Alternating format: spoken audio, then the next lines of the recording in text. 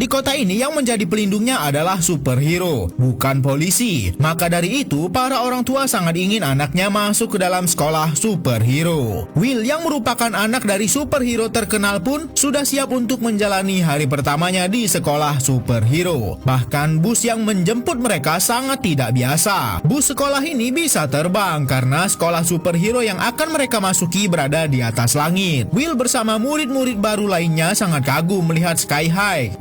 Bahkan mereka disambut oleh seorang cheerleader yang bisa Kage Bunshin. Tapi belum apa-apa, para calon siswa baru sudah dipalakin sama kakak kelas mereka. Untung saja ada Gwen yang menyambut para siswa baru dengan baik. Will pun sampai terkesima melihatnya. Mereka langsung dibawa masuk dan diperkenalkan dengan kepala sekolah di sini. Walaupun mereka sudah diterima di Sky High, tapi tetap saja mereka harus menjalani tes untuk menentukan apakah mereka akan masuk kelas utama atau kelas buangan alias kelas pendamping. Mereka harus maju ke depan dan menunjukkan kekuatan mereka masing-masing. Coach Boomer yang akan menjadi penentu masa depan para siswa baru ini, dan Larry yang akan menjadi siswa pertama yang mengikuti tes. Dan ternyata ia bisa berubah wujud menjadi batu. Penguji pun menjatuhkan sebuah mobil dan menguji kekuatan Larry. Ternyata kekuatannya memang luar biasa. Tes pun dilanjutkan dan tampak siswa ini mengatakan kalau dirinya bisa mengeluarkan cahaya. Namun Coach Boomer tidak melihat apapun yang terjadi, sehingga ia pun harus masuk ke dalam kelas pendamping. Lalu siswa berikutnya lagi ia menunjukkan kekuatan yang cukup unik, yaitu bisa berubah menjadi jelly.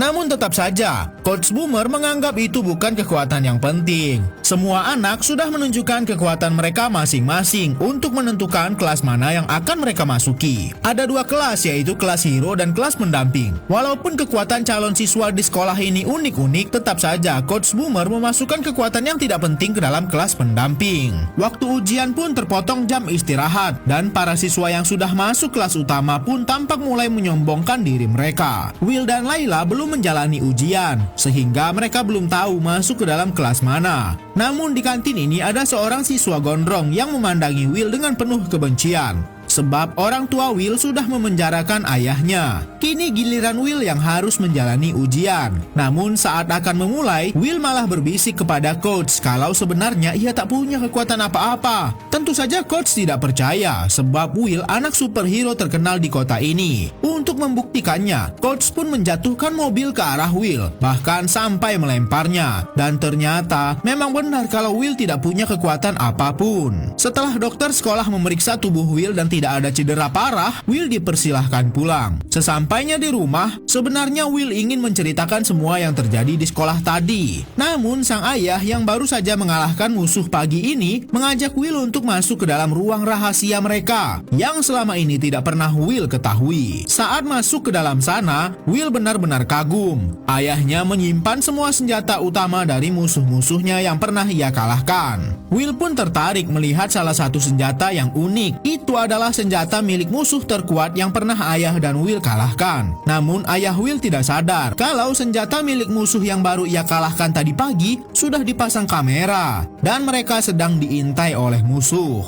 Will benar-benar galau sebab orang tuanya mengira kalau dirinya adalah seorang calon superhero hebat. Padahal yang sebenarnya terjadi, Will tidak punya kekuatan apapun dan di sekolahnya ia hanyalah masuk dalam kelas pendamping. Siswa di kelas pendamping dilatih untuk menjadi support bagi siswa-siswa di kelas utama. Tentu saja hal itu bukan yang diinginkan oleh orang tua Will.